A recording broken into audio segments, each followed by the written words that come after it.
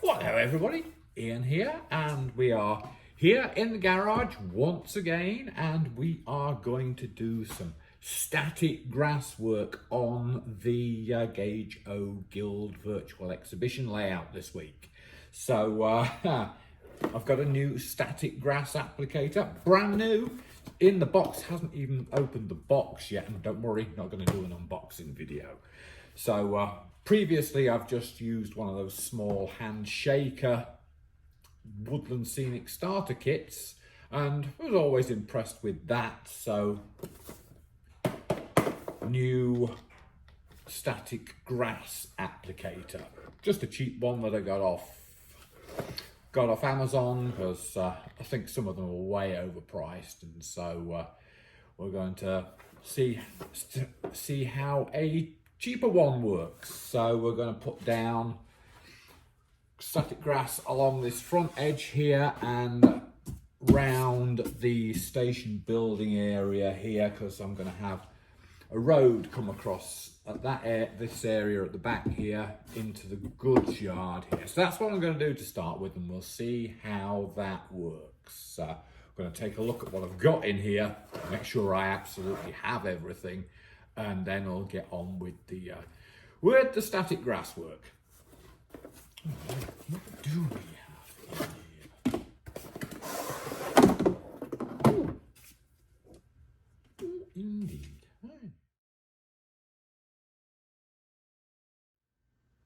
There we are. I don't know how long this took, because I kind of lost track of time doing this. I used 7mm and 12mm fibres, medium green fibres from Woodland Scenics on this, and I think it's starting to look pretty reasonable. This is just like a first coat really, and I could probably add a little bit more, and I'm sure I will do. Add some darker ground foam textures in there and some dirt for the pathway up to the station platform, and yeah, I think it's going to look good. You notice that I protected the track with paper so that I wouldn't get any electrostatic fibres or any glue in there. So I think things are looking pretty good so far. A day later, and here we are.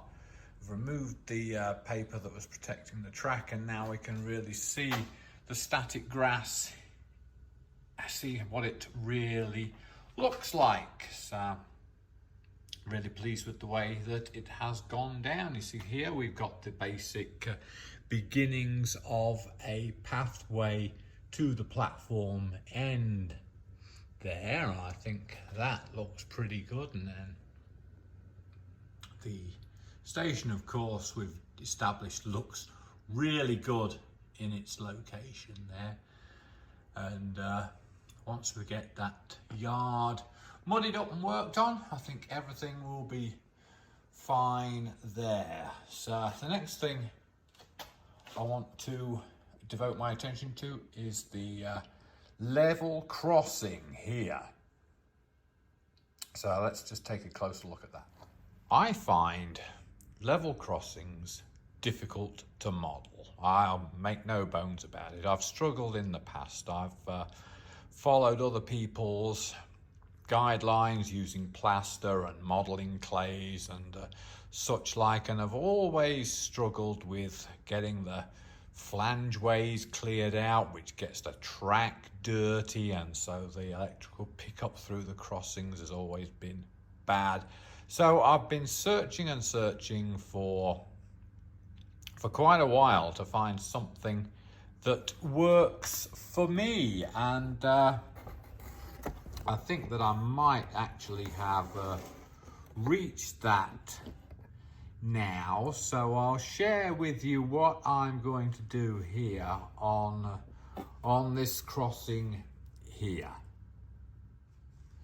So what I'm going to do basically is build the road as some kind of, basically like a sub-assembly that you can build away from the layout, and then just like put it in on top of this, on top of the base that I've done for it. So what I have here, you'll see, is I've got, I'll show you from the end here, there are 2 layers of cork, which almost brings that up to the track level, almost but not quite. And what you want is not quite, because what I'm going to do here is we're going to have a sub base for the road of styrene, and I will kind of like butt that up to the edge of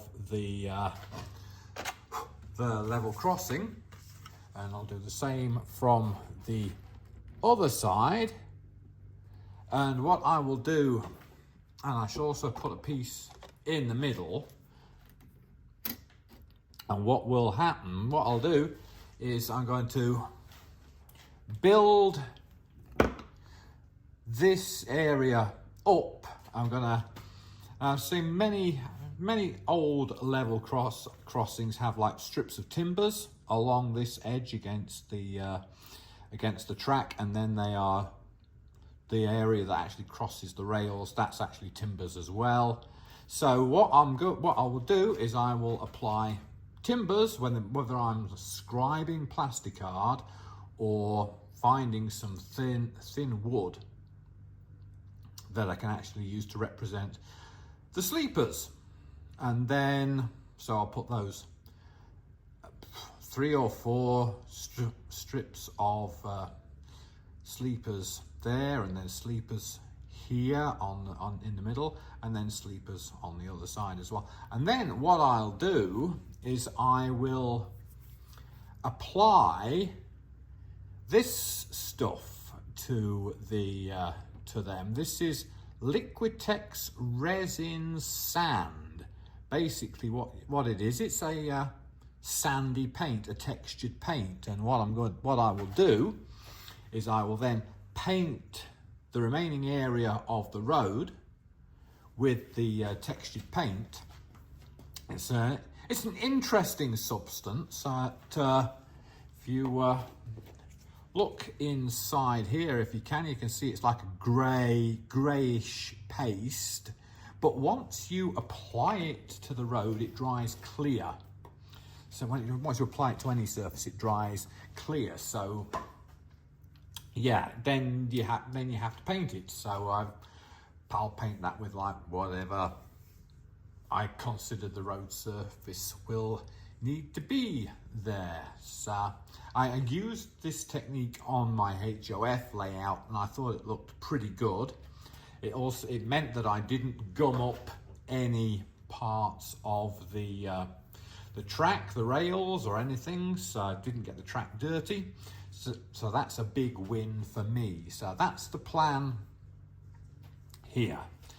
Lay this sub base, then add timbers along the edge and in the middle, and then use the textured resin sand paint to create the actual road surface. So that's what I will go and do next. I can do that away from the layout, and then add these in later when I'm ready. So that's the next task.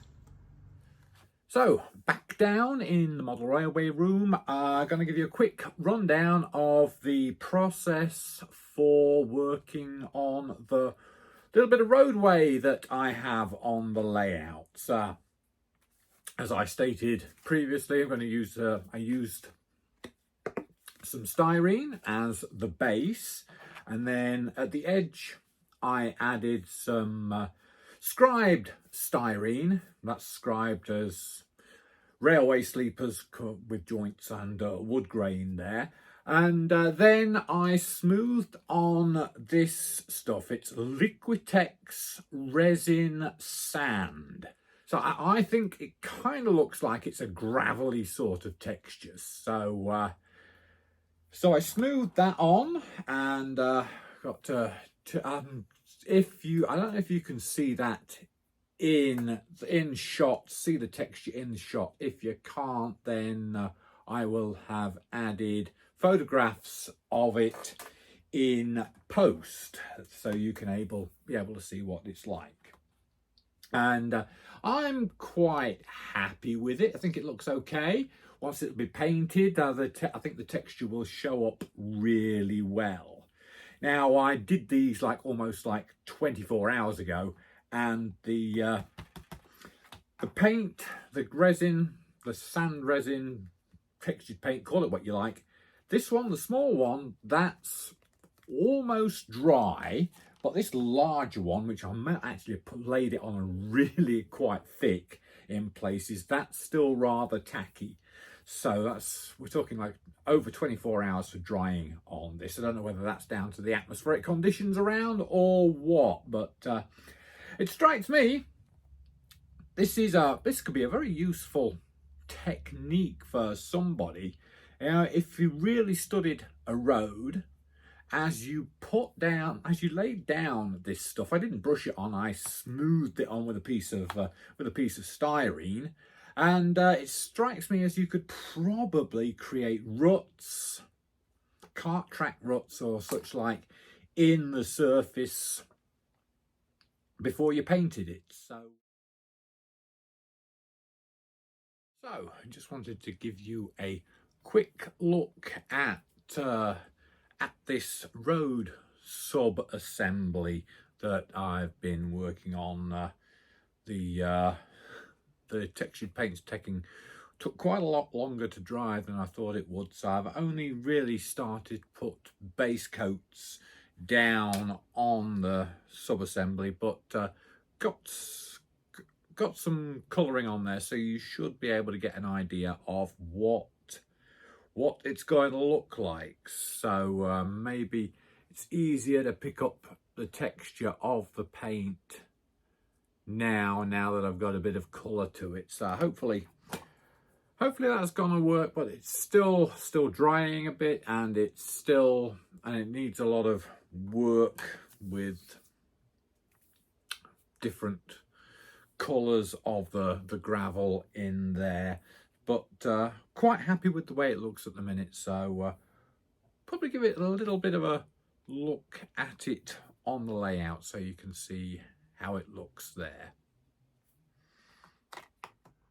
This then is the general effect that I'm after with the level crossing here on the layout. It's starting to look the part. It's difficult to actually really know how to paint this, because the timbers would be creosoted and then they would fade away to almost pale, very, very pale grey eventually. So we need some more light grey washing into the sleepers there. And the road's looking a bit dark at the minute, and I probably need to lighten that a bit. But one thing with Lincolnshire roads is, these single track roads, is there's always lots of cracks and then weeds growing through the middle.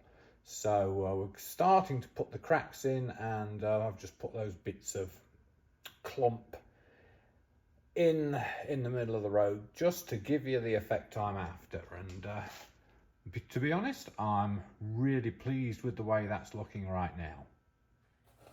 There we go then. I think we can say that that's a pretty productive week's work on this. We have the station bedded in.